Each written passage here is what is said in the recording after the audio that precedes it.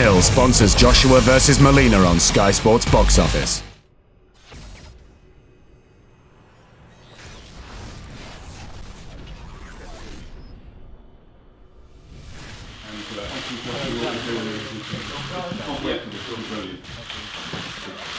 When I was champion, I was on that side of it, on the right side.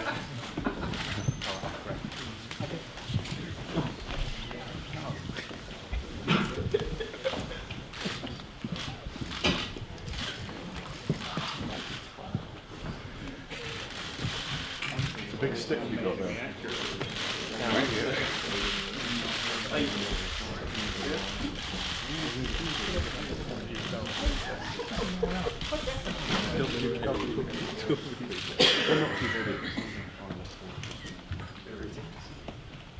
Good to see you.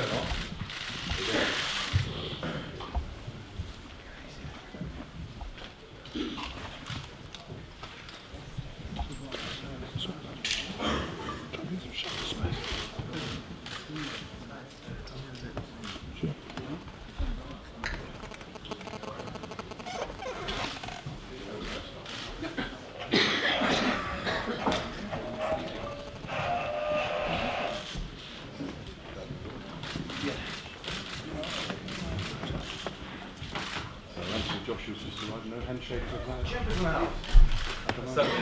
Here we go. How are you?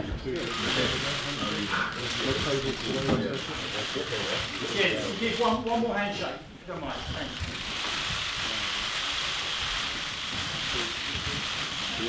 Down here, lad. Come here. Good.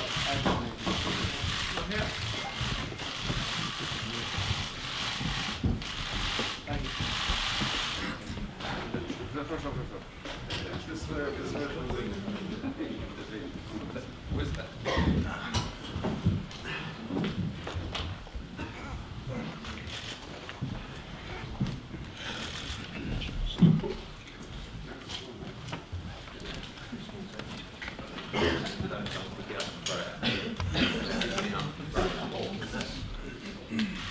Good afternoon, everyone. Welcome back to Wembley Stadium. It feels fantastic to walk outside there and realise that on April 29th we're going to have the biggest boxing event Britain has ever seen at the Wembley Stadium for the Unified Heavyweight Championship of the World between Anthony Joshua and Vladimir Klitschko. There's so many people to thank, and we'll go into that further later on in the press conference. And right now I'm going to pass over to our exclusive broadcast partner for the UK, who's going to have questions for everybody on the table. That's Adam Smith. Thanks, Eddie. It really is a super fight. It's fantastic to be back here at Wembley Stadium. What better stage in Britain at the end of April 2017 to get Vladimir Klitschko and Anthony Joshua into a ring. I think it's wonderfully exciting, not just for British boxing, but for sport worldwide. I'm going to ask a few questions. I'm going to kick off with Anthony. And we're going to go right straight into it. Do you believe that you can, on April the 29th, knock out Vladimir Klitschko and move up in levels and cement your place as a real heavyweight champion? Yeah, well, knockout is the cherry on top, but to win, whichever way, I think is very possible. And this is a fight that can change from champion to legend overnight, right? It's a fight that will get the masses out and draw massive attention, and they're the type of fights that can change the that's the type of fight that can change the way people view you in your industry. So as I said, right now I'm IBF heavyweight champion of the world, but now it's about beating the right people to go down in history. But it's not doing it once, it's doing it over and over again. So this is just the start of that legendary campaign. And Vladimir, straight to you, do you believe that you can in some way expose Anthony Joshua on April the 29th as a fighter that's not nearly ready for your level of experience and seasoning? Good afternoon, ladies and gentlemen. First of all, I'm really glad and happy to be here at this stadium. This stadium is famous worldwide, and now Anthony and I will have a chance to perform here on April 29th, and I will describe probably in 5 steps, my dream and what I feel. It's like in the same way like a boxer cannot punch with one finger. Even with two, he's not strong enough. We have five, so we have 5 steps. And if we put these 5 steps together, that makes a fist that can punch through anything in life. So, in the first step, my goal and target to become 3-time world champion. I've been holding myself back for a year and a half, which was first time in my entire 26-year career, and I look forward to be back in the ring at the set to become 3-time world champion. Second, with the second step, all as the consequences. So what is going to happen if Anthony will win this fight? I will congratulate you, and I will congratulate you. When I will win this fight, I will help you to come back. In the third step, obviously I need to have somebody that's going to help me to get myself in the perfect shape. So I will have sparring partners, my direct competitors that want to knock me out in the ring during the sparring sessions, and we're probably going to look for the same guy because I'm like, or Anthony like me, same size, same arm length, all the same, different colors, but the rest is the same. So those sparring partners will definitely help me to get in the bad shape. In the fourth step, I imagine standing in the middle of this stadium, holding those belts in my hands to all the fans. We're talking about 80, 90,000, who knows, maybe somebody gonna get in, standing there, we're gonna get it to 100,000. So I've been fighting in the stadium, an arena where it was 1999, Axel Schulz, German hero. I was walking in an arena with 18,000 sold out Köln Arena. I was booed until the 5th round, but I was cheered up when I was holding my European title in my hands. So I'm imagining, I have imagination in my head and a dream to hold those belts in my hands. And fifth and the final step, which is very important to me, 5 steps. I'm obsessed with my first step, with my goal to become champion again. Thanks. You say you're obsessed. Is that because of the performance against Tyson Fury? What went wrong that night? And as you said, you've had time out. It'll be a year and a half before you get back into the ring. What makes you believe that you can perform again at that level and regain those world heavyweight titles? I would say this setback for a year and a half. By the time I'll be standing in the ring here, I'll be 41.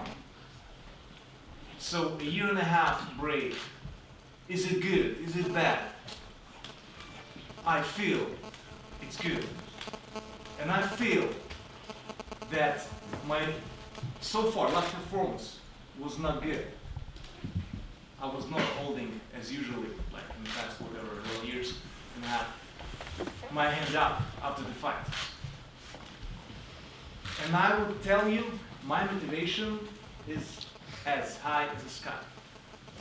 If that would be different, probably my motivation wouldn't be as big. But you know what? Now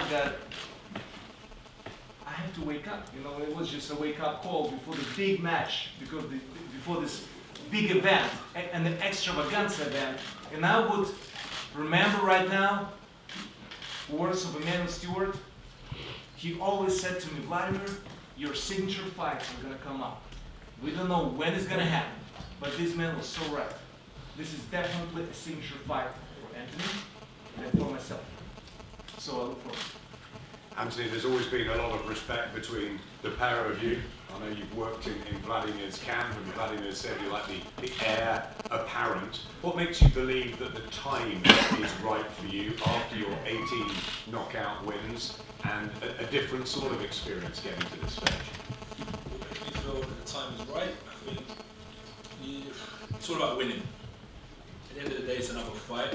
You asked me after the fight how I felt about taking on Klitschko at Wembley, and I was like, doesn't matter where it is, we can fight in here, we can fight there. But when I look back on it and I calm down, it's history, it's an amazing opportunity, and the time is now. It's an opportunity that presented itself. I'd be silly not to jump at the opportunity to fight Klitschko because it's a man that I need to defeat, as I said, to kind of start building my reputation and respect in the division. And when you listen to me, I've always been honest about how I perform and how I conduct myself and how I've navigated through my career.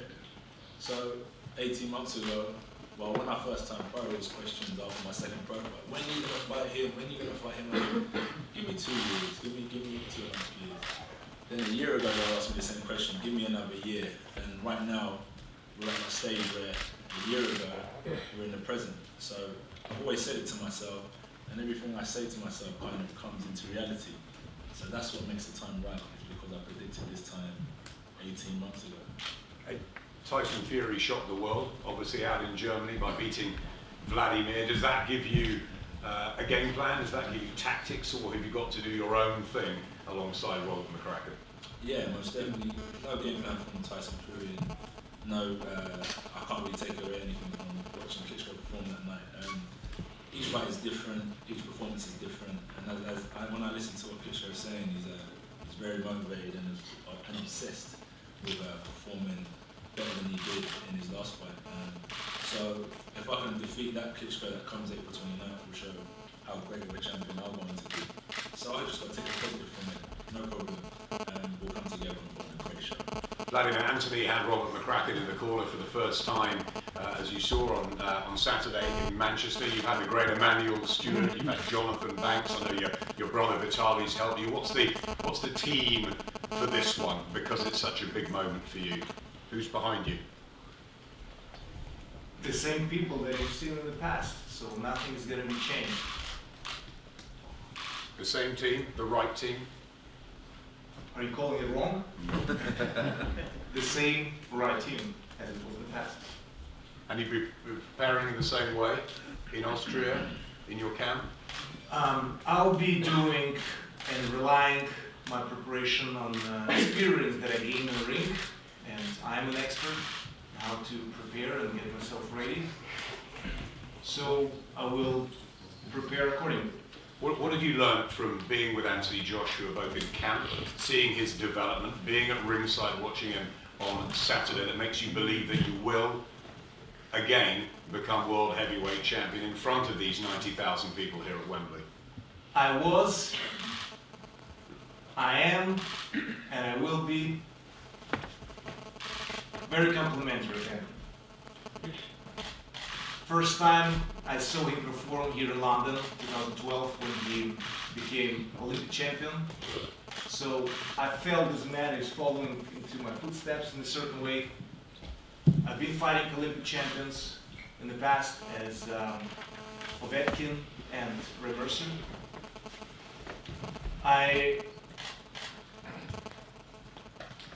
Whatever the outcome of the fight, as I said, I truly believe that he is one of the best heavyweights right now. No disrespect to another champion, as Parker recently became WBO champion, and Wilder, Deontay Wilder at WBC, but I think Anthony's absolutely outstanding athlete. And it's great that actually eventually we meet. I really think that, unfortunately, I will remember this name once again, Emmanuel Stewart, and I told you, Anthony, unfortunately, Emmanuel couldn't see you, and I know he would have been very impressed, and he would love to, as well. So, and I remember Anthony was just, I had Olympic champions in the camp as well, and then the world champions, and so they're always in a certain way self-promoting and showing off. But Anthony was always respectful. He was, sitting by the side and just watching, observe. So this quality that probably a lot of people can take as an advice. For me, and in behavior is exactly from Anthony. So very backed off and very, very calm and learning. So asking a lot of questions and learning. So he's still learning. And this process will take a long time. And you know, as long as you live, you learn, and better not never stop learning. So I definitely see difference in the way he boxes as it was 2 years ago, and he has these past fights. So he's getting the self-confidence. He trains. I see how he trains. He trains with modern technologies. Whatever is out there from different sport arts, he's implementing into his workouts. So he's definitely using it for his advantage. And the results are, you know, to see. He's 27, and he's a world champion, Olympic champion, undefeated, 18 fights, 18 knockouts. I mean, how could I not be impressed with that? And with our friends, you know, in a certain way. I did call him little bro. But even with my bro, when we're in the ring, we're very competitive. Or when we used to be in the ring, we're competitive. And I'm sure that, you know, for that night, there's no friends in the ring on 29th April. So we definitely will perform. I'm sorry for speaking for you, but we will perform for, you know, from our best what we can bring in the ring. You've been a professional for a couple of decades, almost 70 fights. You've fought all around the world, many of them world championships. You've been to London once before, when you beat Monty Barrett on a Lennox Lewis card. What would it mean to be here at Wembley, in the National Stadium, 90,000 people? You compare it to those nights in Germany that you've had. What will be special about being here next year in England for you? It is special. It is special to perform here. I'm not at my home, so to say. I'm not in Ukraine, in Germany, or even the States. So it's a different audience on one hand. On the other hand, it's familiar to me because I've been performing here, and this is not the first fight that Vitaly or I had from this country, as Hubby Hyde or David Hay and Chisora and others. So I feel kind of connected and familiar with the audience, and it's definitely something familiar on one hand to fight at the stadium. I've been fighting probably the biggest stadium was Sharky with 61,000. I've never fought at 90,000 stadium. This is mecca of sport, this stadium, and don't forget about it, boxing came from England, the roots of this sport. So I think kind of arriving at home in a certain way, even if I'm not at home. I definitely feel great about it, that I have this opportunity to have a signature fight. And even if, you know, we mentioned it previously with my age, I do consider it as a number. There weren't that many people when you were fighting, but you had the experience of being at Wembley. 90,000. Is this the sort of stage you've always wanted to perform on and showcase your talent? It's a stage you can't dream of. It's a stage that you can't really put into your wildest imagination, but you'll never know. That's what they say, hard work can pay off. And we've been due diligent in the gym and in training and preparation and strategy outside of the ring. That's brought us here. And it's not real until we step into the ring, right? So I have to just put my head down, say my prayers, and just hope that we can make history. There's a great deal of respect between the two, which is wonderful to see. Different these days. Yeah, and it's good to see. But when you get into that ring on April the 29th, that changes. Yeah, most definitely. Utmost respect for Vladimir. Not just from achievements, that's one thing, but as you said, the man that he is. Like we had like Lennox, and now we've got the Klitschko brothers. And then when I was coming through, you have a blueprint to follow, right? So these Klitschkos and Lennox were the type of people that I looked to and took inspiration from. And it's even like my brother that we're on the corner. When we're together, we have the best time. We have a great time. But if he owes me £10, if we're playing FIFA, I'm hounding him down until I win or I get. So it's just how it goes, right? It's just how it goes. Competition, and like we saw with Chisora and Dylan on the weekend, they shook hands after. So we come together, the lions roar, and then at the end of it you shake hands and life goes on. But as I always say with my fights, the best man will win, and destiny's already been written for that fight. It's just fulfilling our goals. It's the drive inside you, the competition, the hunger that's burning, that wants to make you victorious in the sport time and again. Yeah, it's more, it's not just in sport, as I said with my guys over there. It's just life. in general, wanting the best out of every situation, so, and that reflects in the sport. So yeah, when it comes down to April 29th, how I conduct myself now, even until April 29th, even while I'm not in intense training, just my mindset, like we're back on the grind straight away. So that's a winning mentality, and then that's what's helped me that's what's got me through life in the first place and made that opportunity out of nothing. So yeah, that will definitely put me in a good way come the fight time. Vladimir and Vitaly, who've ruled for so long as heavyweight champions, they speak so many languages, they're nice guys out of the ring. Do you want to take that sort of role model process on with you? You know, we see the kids here looking around Wembley today, and that side of it's important, isn't it? Yeah, I tried to learn Spanish and stopped after 4 lessons, so I'll try learning a different language, it's not easy. But yeah, I'll definitely like to take inspiration from Vladimir, most definitely, as a man. As I said, boxing is one thing, but as a man, good man, definitely a good man. His brother's doing great things for his country as well. And when it's all said and done, when we're not here, that's all you have is what you've done for people. So yeah, outside of boxing, I'll definitely take inspiration, but in the ring, I have to be my own man. So talk me through the next few months of preparation for April the 29th. Anything different, or is it, you've always talked about a journey, and the fact that you're not just preparing for one person in particular, it's preparing for the ultimate.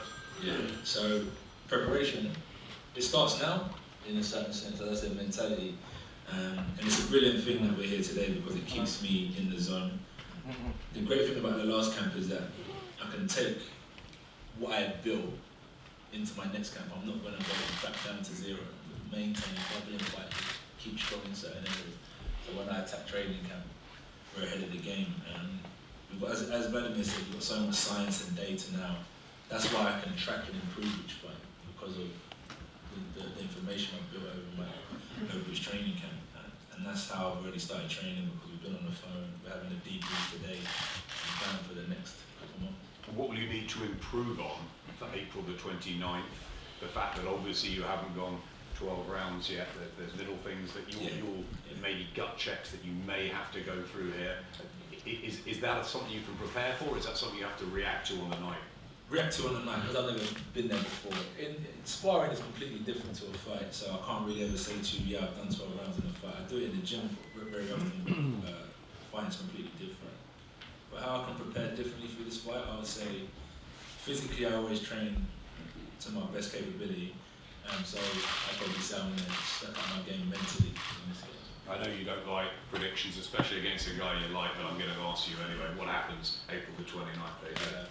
I'm gonna say I'm gonna prepare for a 12-round fight, because like this is what experience is and learning. I've said to myself before, yeah, I'm gonna go and blow him up in 2 rounds. I'm gonna blow him up in 3 rounds when I'm there 7 rounds later, and that's boxing. So as I said, mentally I'm gonna be smart and say to myself, I'm going to prepare for a 12-round fight. That's how I'll attack training camps. That'll help me get stronger, help me get stronger. I might run 45 minutes, I might run 50 minutes, because I know I'm going 12 rounds. So if I know I'm going 2 rounds, I might run 30 minutes. So I'm going to prepare for a 12-round tough fight. Vladimir, former Olympic champion, so many successes throughout your long career. We remember the David Hay one well, of course, from a British point of view. How important is April the 29th as a night for you in your sporting life?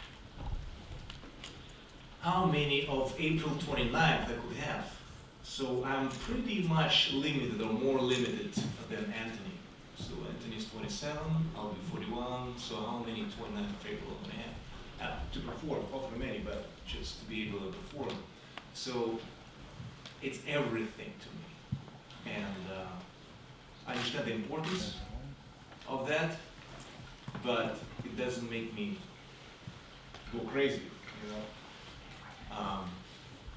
I will remain calm before the storm comes, and it's definitely a very special date, a very special event, a very special opponent, and a very special arena. And you believe you will become a 3-time champion and regain your belts on this stage? You're not listening to me. I'm obsessed with that. Final thing I want to ask you. Don't take it No, personal. fine, not taking it personally. Final thing I want to ask you, Vladimir. What has Vitaly said about all this? How excited is he? Or does he think you're mad? Well, Vitaly just became WBC lifelong champion title, so he's like, yeah, he doesn't need to be challenged, so he has it. He knows that his little bro loves challenges, and he's very excited about it. He looks forward to this fight and this match, and even if he's busy with his job as a mayor, he'll be here on 29th of April and supporting the event, the fight, fans, and television broadcasters that are going to broadcast around the world. So I just want to say, I don't know how many questions you're going to ask me, but I just want to say that it's an amazing thing on the first thing that two fighters are not actually saying to each other, what am I gonna do with you, you know, and all they show the throwing tables and, you know, punching each other in the face before the fight. So we've seen that. This is a different stage and a different level on a lot of occasions. From the stadium to the worldwide view and broadcasting, as I mentioned before.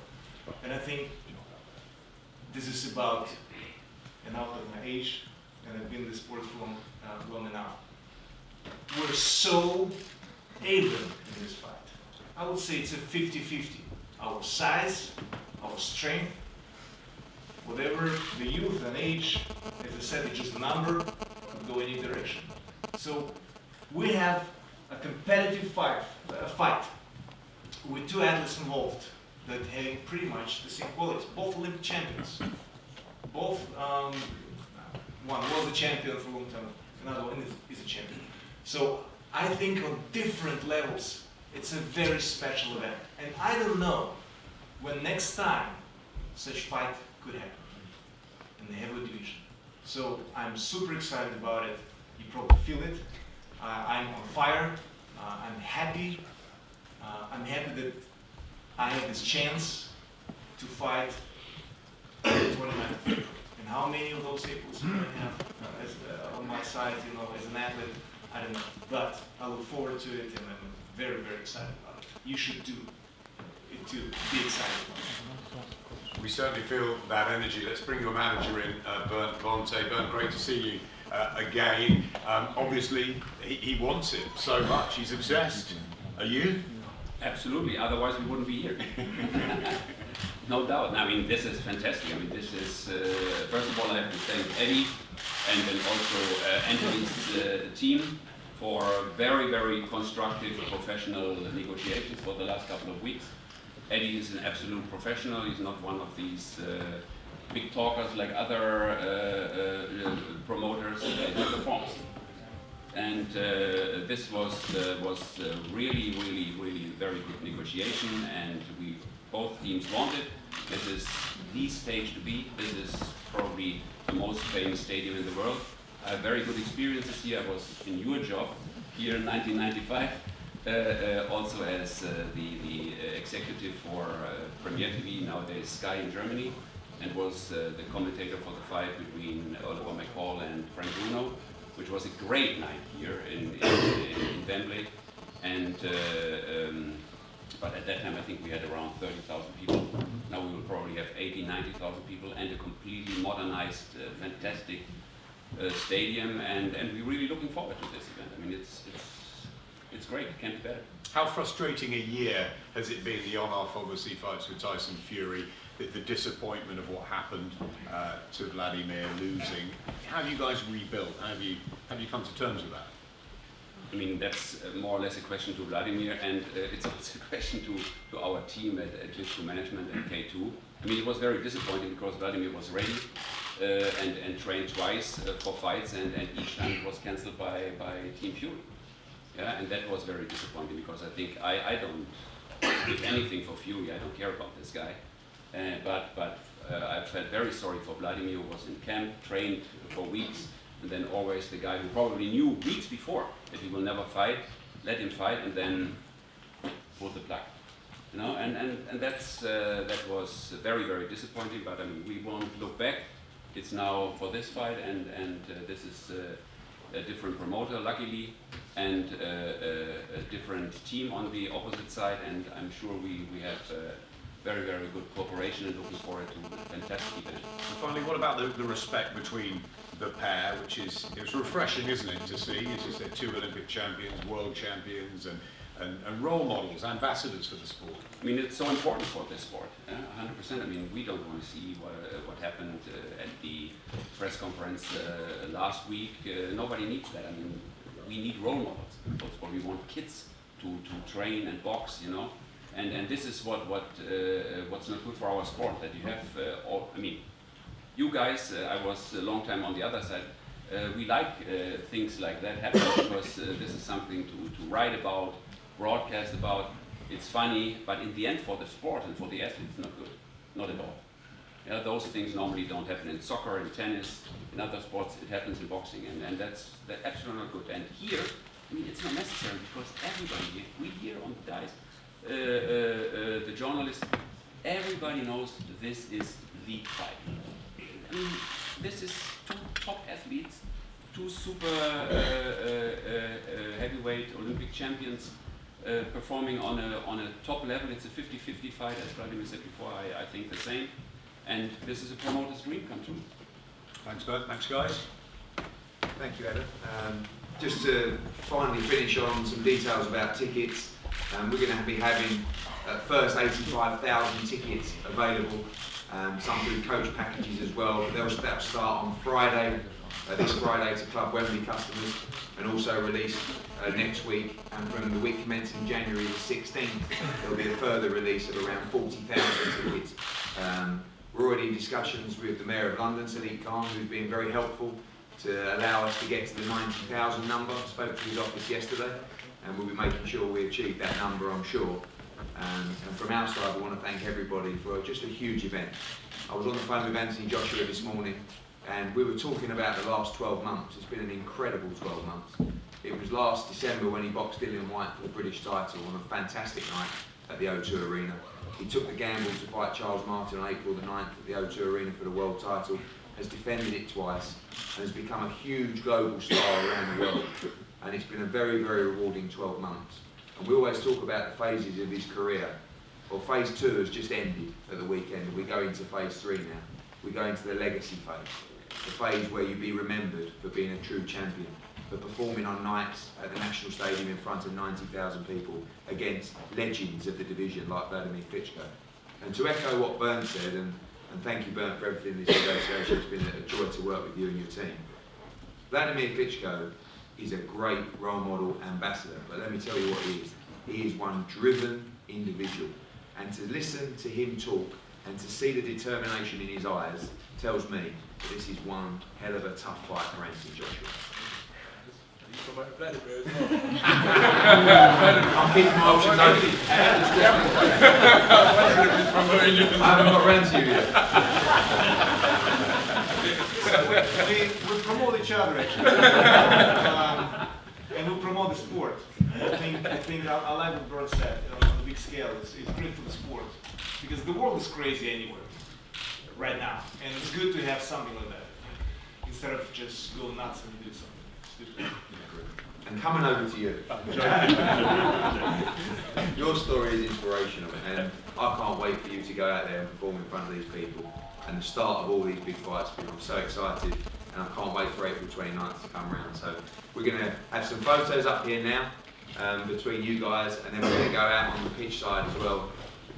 And when you walk out there and you look around, just imagine this place on April 29th. Trust me. It's going to be a very, very special night and the biggest night in British boxing history. Thank you. Photos up.